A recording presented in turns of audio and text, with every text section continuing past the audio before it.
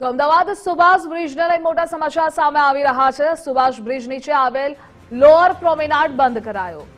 પૂર્વ અને પશ્ચિમ તરફનો લોઅર પ્રોમેનાડ બંધ કરાયો છે। પૂર્વ તરફ રિવરફ્રન્ટ પરનો રોડ પણ બંધ કરાયો। નારાયણ ઘાટથી ગાર્ડન ગેટ 1 સુધીનો રોડ બંધ। આગામી સૂચના ન મળે ત્યાં સુધી આ રોડ બંધ રહેશે।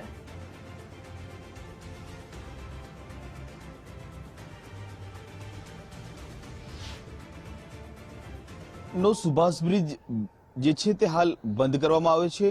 આ દ્રશ્યો જે છે તે આપને બતાવવાનો હું પ્રયાસ કરીશ કે સુભાષ બ્રિજ નીચે આવેલા લોઅર પ્રોમેનાડ જે છે તે હાલ બંધ કરી દેવામાં આવે છે। પૂર્વ અને પશ્ચિમ તરફનો લોઅર પ્રોમેનાડ પણ બંધ કરવામાં આવે છે।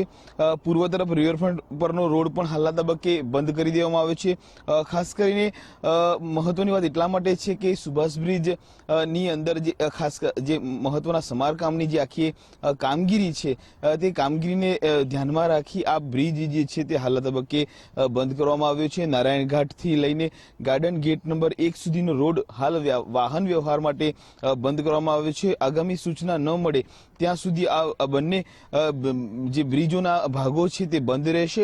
મહત્વની વાત એટલા માટે છે કે ગત મોડી રાત્રે જે છે તે અમદાવાદ શહેર પોલીસ કમિશનર અને અમદાવાદ મહાનગર કોર્પોરેશન તરફથી આ સૂચનાઓ જે છે તે આધિકારિક રીતે જારી કરવામાં આવી છે। આગામી સૂચના ન આવે ત્યાં સુધી સુભાષ બ્રિજ જે છે તે બંધ રહેશે।